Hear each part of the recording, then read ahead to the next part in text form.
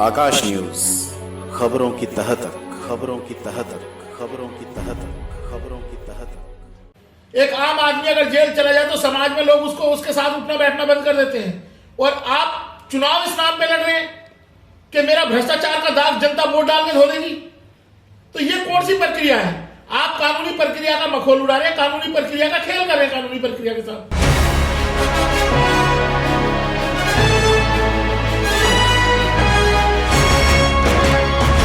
आपकी अपनी party peoples के राष्ट्रीय अध्यक्ष ने अपने राष्ट्रीय कार्यालय में प्रेस कॉन्फ्रेंस कर दिल्ली के पूर्व मुख्यमंत्री अरविंद केजरीवाल पर जोरदार हमला बोला है। उन्होंने कहा कि अरविंद केजरीवाल ने तो भ्रष्टाचार की पराकाष्ठा पार कर दी। उन्होंने कहा कि जो व्यक्ति सजायाफ्ता है, जो व्यक्ति जेल गया हुआ है और जमानत पर है, शर्तों के आधार पर जमानत है, वह व्यक्ति कहता है कि दिल्ली की जनता मुझे दोबारा फिर से मुख्यमंत्री बनाएगी। उन्होंने कहा कि केजरीवाल जी संविधान को नहीं मानते, कोर्ट की अवमानना कर रहे हैं, क्योंकि कोर्ट ने उन्हें सशर्त जमानत दी है। यानी कि केजरीवाल जी जब तक इस केस से बरी नहीं होते तब तक वो किसी फाइल पर साइन नहीं कर सकते और ना ही अपने ऑफिस में जा सकते हैं, यानी कि ना ही सचिवालय जा सकते हैं, ना ही मुख्यमंत्री ऑफिस जा सकते हैं। तो आखिर वे मुख्यमंत्री कैसे बन सकते हैं? दिल्ली की जनता के से क्यों झूठ बोल रहे हैं? आइए हम आपको सुनाते हैं रामवीर चौहान ने प्रेस कॉन्फ्रेंस के माध्यम से क्या कहा। पहली बात। दूसरा ये कि हमने कुछ हम और कैंडिडेट की लिस्ट जारी करेंगे, साथ साथ जो दिल्ली में भी विधानसभा का चुनाव होने जा रहा है 5 फरवरी को, उससे संबंधित कुछ बात मैं आपके सामने आपकी अपनी पार्टी पीपल्स की तरफ से रखना चाहूँगा कि हम लोगों ने, जैसा कि आप सब लोगों को बता रखा है कि 15 के करीब हमारे कैंडिडेट पहले से ही हैं ऑलरेडी, कुछ हम आज डिक्लेयर करेंगे। दिल्ली का जो चुनाव है, तो पूरी दिल्ली के लोगों के लिए जो 2025 का ये विधानसभा का चुनाव है, मैं इस चुनाव से संबंधित 2-3 बात आपके सामने रखना चाहूँगा। पहली बात ये कि भारतीय जनता पार्टी और आम आदमी पार्टी एक केंद्र में सत्तासीन है और दूसरी दिल्ली राज्य में सत्तासीन है। दोनों ही पार्टियां ऐसा माहौल बनाना चाहती हैं कि दिल्ली के वोटर को मेन मुद्दों से गुमराह करने की कोशिश की जा रही है। इन्होंने गाली गलौज शुरू की तो दोनों ही पार्टियों ने एक दूसरे के खिलाफ गालियां शुरू कर दी हैं। अब ये दोनों पार्टी अपना विजन बताएं कि दिल्ली के लिए इनका रोड मैप क्या है। दिल्ली के जो 1 करोड़ 41 लाख वोटर हैं उनके बारे में इन्होंने क्या प्लानिंग करी है, क्या इनकी नीति रहेगी, इसके बारे में कोई चर्चा नहीं है। भारतीय जनता पार्टी ने प्रचार की शुरुआत ही गाल से शुरू कर दी है, गाली गलौज से शुरू कर दी है, कभी किसी का बाप बदल गया उससे शुरुआत कर दी है, और उसके बदले में आम आदमी पार्टी भी मेन मुद्दों से अपनी बजाय अपनी उपलब्धियां बताने के वो राजमहल और शीश महल के चक्कर में पड़ी है आम आदमी पार्टी। तो दिल्ली की जनता के सामने ये विजन बताएं कि दिल्ली की जनता को प्रदूषण से कैसे निजात दिलाएंगे, जबकि फोग टावर्स लगाए गए, उनका क्या हुआ दिल्ली में, क्यों नहीं चल पाए वो? जो करप्शन का जो मेन इशू था, जिसकी वजह से अन्ना आंदोलन और जो आम आदमी पार्टी है उसका जन्म हुआ, तो करप्शन से आम आदमी पार्टी बताए कि करप्शन से वो कैसे निजात पाएगी। आज पूरी आम आदमी पार्टी के दामन पे छींटे नहीं लगे, पूरी आम आदमी पार्टी ही करप्शन में डूबी हुई है, वो पूरा डूब चुकी है करप्शन में। तो करप्शन के मुद्दे पे आम आदमी पार्टी अपनी सफाई दे कि ये जो एलिगेशंस लगे हैं और जो बेल लेनी पड़ी है, और आज जो मुख्यमंत्री को इस्तीफा देके जब सुप्रीम कोर्ट ने ये कहा कि मुख्यमंत्री को कोई पावर नहीं होगी, ना वो मुख्यमंत्री कार्यालय में जाएंगे, ना किसी फाइल पे साइन करेंगे, ये सीधा सीधा इसका मतलब ये है कि मुख्यमंत्री की एक बहुत ही गहन भूमिका थी उस घोटाले में, जिससे ये इनकार नहीं कर सकते हैं। तो करप्शन के मुद्दे पे आम आदमी पार्टी बताए कि करप्शन के मुद्दे पे जब पैदा हुई थी तो आज दिल्ली में भ्रष्टाचार क्यों है, इसका क्या जवाब है उनके पास। हर गली मोहल्ले में भारतीय आम आदमी पार्टी के भ्रष्टाचार की नीतियां दिखाई देंगी आपको। भ्रष्टाचार इस चरम लेवल पे है कि आप देखेंगे जिस भी गली मोहल्ले में छोटा मोटा कोई काम होता है, आप ना तो कोई कॉन्ट्रैक्टर, किसी कॉन्ट्रैक्टर का नाम डिस्क्लोज किया जाता किसी कार्यक्रम, किसी स्कीम के लिए, ना ही उस स्कीम को पास करने के लिए कोई आपने जो ऑर्डर्स लिए हैं उसके बारे में डिस्प्ले किया जाता है। और वो कौन लोग हैं जिनके नाम पे आप गली खरंजे के नाम पे जो पैसा, सरकारी पैसे की लूट की गई है पूरी दिल्ली में, गली खरंजे के नाम पे सरकारी पैसे की जो लूट चल रही है पिछले 11 साल से, उसके बारे में आम आदमी पार्टी जवाब दे। साथ साथ जो केंद्र की सरकार है, केंद्र की सरकार बताए कि केंद्र की सरकार जिसके पास एनजीटी का सारा सिस्टम है कि जो पेड़ काटने के मामले में दिल्ली के उपराज्यपाल को पेड़ काटने की बिना किसी परमिशन के पेड़ काटने के खिलाफ उनके खिलाफ सुप्रीम कोर्ट ने एक्शन लिया और उनको अपना एफिडेविट फाइल करना पड़ा। तो दिल्ली में ये जो घटनाएं चल रही हैं, दिल्ली के लोगों को दिल्ली के लोगों का जीवन आसान बनाने के लिए दोनों पार्टियां बताएं उन्होंने क्या किया है। दोनों एक दूसरे को गाली गलौच में फंसा के, ये गाली गलौच एक नैरेटिव सेट करने की कोशिश है ताकि एक दूसरे की कमियों को ढक सकें। कोई मुद्दा, विजन कोई इनके पास नहीं है। तीसरी चीज ये कि दिल्ली का जो व्यापारी वर्ग है उसको जीएसटी से कैसे निजात दिलाई जाएगी। दोनों ही पार्टियां चुप हैं। दोनों ही पार्टियों की एनफोर्समेंट डिपार्टमेंट जाके व्यापारियों के घर बैठ जाते हैं, उनसे लूट खसोट करते हैं, उनसे जीएसटी के नाम पे लूट खसोट की जा रही है। कोई 9%, दोनों ने 9% बढ़ाया। कभी सेंट्रल की टीम पहुंच जाती है व्यापारियों के पास, कभी दिल्ली राज्य की टीम पहुंच जाती है। तो ये जो जीएसटी के नाम पे लूट की जा रही है व्यापारियों के साथ, और दिल्ली के छोटे मझोले कामगार जो छोटे छोटी दुकानदार हैं, व्यापारी हैं, उनके जो उद्योगों को, उनके जो व्यापार को ठप किया जा रहा है, इसके बारे में भारतीय जनता पार्टी और आम आदमी पार्टी जवाब दे दिल्ली को किस तरीके से निजात दिलाएगी। दूसरा, दिल्ली ने अभी तक कोई सी भी पार्टी ने रोजगार का डाटा जारी नहीं किया है। आम आदमी पार्टी बताए कि कितने रोजगार पिछले 11 साल में आम आदमी पार्टी ने दिल्ली के लोगों को दिया है, कितनी अपॉइंटमेंट हुई है। आपने रोजगार मेले की तो बात की, लेकिन परमानेंट जॉब कितने लोगों को मिली, और जो सिविल डिफेंस वॉलंटियर थे उनको हटाने में दिल्ली के एलजी की और आम आदमी दोनों की भूमिका है। लगभग 11,000 सिविल डिफेंस वॉलंटियर थे जिनको हटा दिया गया, जिनके परिवार आज दर दर की ठोकरें खा रहे हैं, जिनको पालन पोषण करना जीवन उनका दुबारा हो चुका है। तो सिविल डिफेंस वॉलंटियर के जगह जो होमगार्ड की बात आई, तो कितने होमगार्ड केंद्र सरकार ने अभी तक भर्ती किए, ये बताए दिल्ली और केंद्र सरकार।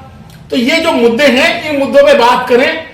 ये जो गाली गलौच की राजनीति करके जनता का ध्यान हटाने की बात की गई है दोनों पार्टियों द्वारा, हम ऐसी अपील दिल्ली की जनता से करते हैं कि आपकी अपनी पार्टी पीपल्स लगातार दिल्ली के लोगों की, दिल्ली की जनता की आवाज उठाती रहेगी और उस पर काम करेगी। और हम, ये लोग पैसे के बल पे, अपने करप्शन से जो पैसा कमाया हुआ है इन्होंने, उसके बल पे इनका प्रचार प्रसार बढ़ रहा है। लेकिन हमारी पार्टी लगातार पिछले 8वें साल में प्रवेश कर चुकी है। हम लगातार इनके खिलाफ संघर्ष कर रहे हैं।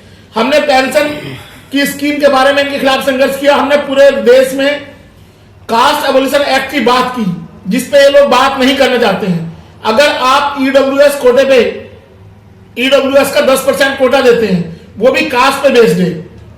ईडब्ल्यूएस का जो कोटा है वो कास्ट पे बेस्ड है।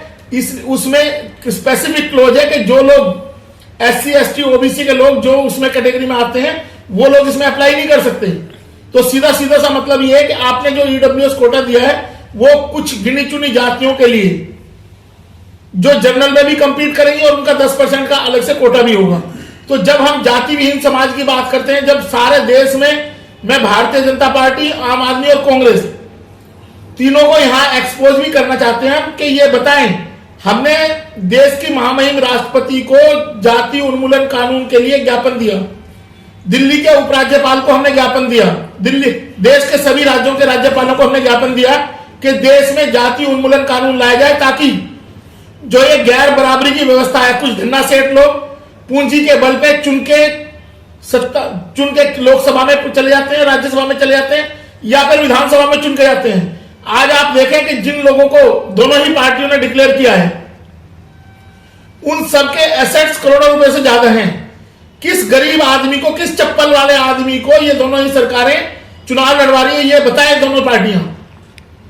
तो अगर पूंजीवाद का कब्जा लोकतंत्र पे कराया जा रहा है, तो हम इसके खिलाफ हैं। और दूसरा, जनता का चुनाव सुप्रीम कोर्ट की प्रोसीडिंग्स को खत्म नहीं करेगा। अगर केजरीवाल को दागी बनाया है सुप्रीम कोर्ट ने, जब जेल जाना पड़ा है, एक आम आदमी अगर जेल चला जाए तो समाज में लोग उसको उसके साथ उठना बैठना बंद कर देते हैं, और आप चुनाव इस नाम पे लड़ रहे हैं कि मेरा भ्रष्टाचार का दाग जनता वोट डाल के धो देगी। तो ये कौन सी प्रक्रिया है? आप कानूनी प्रक्रिया का मखौल उड़ा रहे हैं, कानूनी प्रक्रिया का खेल कर रहे हैं कानूनी प्रक्रिया के साथ। तो इसलिए आपकी अपनी पार्टी का पूरा एजेंडा और इस प्रेस कॉन्फ्रेंस के माध्यम से हम ये मांग कर रहे हैं कि आप दिल्ली की जनता के सामने विजन रखें कि जब तक आप बेदाग नहीं हो। आम आदमी पार्टी जो भ्रष्टाचार के विरोध में पनपी थी, उसकी सबसे बड़ी घोषणा यह होनी चाहिए थी कि जब तक हमारे से भ्रष्टाचार के दाग नहीं मिट जाएंगे, हम चुनाव में नहीं उतरेंगे। आम आदमी पार्टी ने क्या ये कदम उठाया? अभी केस अगर चुनाव भी हो जाएगा, चुनाव में जिसकी भी जीत हार होगी, लेकिन चुनाव में यह साबित नहीं होगा कि कोर्ट की जो प्रोसीडिंग है वो चुनाव की वर्डिक्ट से खत्म नहीं हो जाएंगी। और यह चुनाव भ्रष्टाचार पे मोहर लगवाने के लिए चुनाव लड़ा जा रहा है आम आदमी पार्टी द्वारा या भारतीय जनता पार्टी द्वारा, कि भ्रष्टाचार पे मोहर लगाने के लिए हम काम कर रहे हैं। तो दिल्ली की जनता को गुमराह किया जा रहा है इस नाम पे कि फिर लाएंगे केजरीवाल, यानी कि फिर लाएंगे भ्रष्टाचार। और जब ये शराब के ठेके की बात इन्होंने करी, 272 वार्ड में सबसे पहले आपकी अपनी पार्टी पीपल्स थी जिसने हर वार्ड में धरना प्रदर्शन किया और बताया कि ये जो शराब के ठेके हैं, ये दिल्ली के दलित गरीब लोगों के लिए ये अभिशाप है, ये पॉलिसी गलत है, इस पॉलिसी को वापस लिया जाए। हमने सबसे पहले विरोध किया था, पूरी दिल्ली में आंदोलन चलाया था इस बारे में। हमने हर वार्ड में प्रदर्शन किया कि ये शराब के ठेके तुरंत बंद हो, इससे दलित और गरीब लोगों के लिए अत्याचार होंगे। और ये क्योंकि आरएसएस का एजेंडा रहा है कि जो दलित बस्तियां हैं, गरीब बस्तियां हैं, उनमें शराब की बहुतायात करिए ताकि वो लोग अपना दिमाग इस्तेमाल ना कर सके और नशे में जल्दी अपनी इस दुनिया से रुखसत हो जाएं। तो ये उसी एजेंडे में चलने वाली आम आदमी पार्टी की सरकार है। अब प्रूव होगा 10 साल, अगर सुप्रीम कोर्ट में प्रोसीडिंग पेंडिंग है या ट्रायल कोर्ट में प्रोसीडिंग पेंडिंग पड़ी है केस की, तो मेरा ये कहना है आम आदमी पार्टी से कि जब तक उसके दाग नहीं धुल जाते तब तक आम आदमी पार्टी को दिल्ली में चुनाव लड़ने का अधिकार नहीं है। रामजीत जी, भाजपा वहीं इस प्रेस कॉन्फ्रेंस के माध्यम से दिल्ली प्रदेश अध्यक्ष परमवीर चौहान ने उम्मीदवारों की दूसरी लिस्ट जारी की। उन्होंने दूसरी लिस्ट जारी करते हुए कहा कि बहुत जल्द हम अपनी तीसरी लिस्ट भी जारी करेंगे और जिन जिन उम्मीदवारों को हमने घोषित किया है जल्द ही उनका नामांकन होगा और पूरी दिल्ली में हम बड़ी ही मजबूती के साथ चुनाव लड़ेंगे और जीतेंगे। सेकेंड लिस्ट में हमारे हैं विधानसभा के छतरपुर से हैं दिनेश तंवर जी, मॉडल टाउन से हैं विवेक गिरी जी, हमारे साथ और विवेक गिरी जी हमारे साथ आए हुए हैं। रिठाला जी सुशील पुरी जी, करावल नगर से रुपेश गुज्जर जी, तिलक नगर से भोलानाथ जी, विकासपुरी से शीतला प्रसाद जी।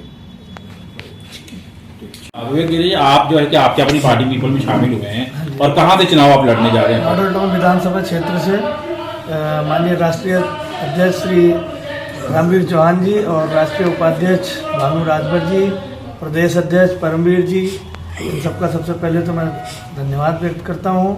और हमारे मॉडल टाउन विधानसभा क्षेत्र के सम्मानित सभी मतदातागण का हार्दिक धन्यवाद और शुक्रिया। तो ये आपका फर्स्ट चुनाव है या पहले भी आपने? पहला चुनाव है मेरा ये, और बहुत अच्छा रिस्पॉन्स देंगे हम आप लोगों को और जनता का काफी अच्छा स्नेह और प्यार मिल रहा है मॉडल टाउन विधानसभा। मॉडल टाउन में क्या मुद्दे होंगे, क्या समस्याएं हैं? मॉडल टाउन में सबसे पहले तो वहाँ लाल बाग की झुग्गियाँ हैं, जो वहाँ पे पानी टैंकर माफिया आपको पता ही है कैसे यहाँ पे, और बिजली की समस्या है आए दिन वहाँ कटती रहती है लाल बाग में, और गंदगी सबसे ज़्यादा है लाल बाग में। लोग क्या करते हैं, जो अपने हैं घर के सामने खुद साफ सफाई करते रहते हैं वो लोग, तो उनको सरकार की तरफ से कोई भी मदद नहीं मिलती है सफाई की। ठीक है।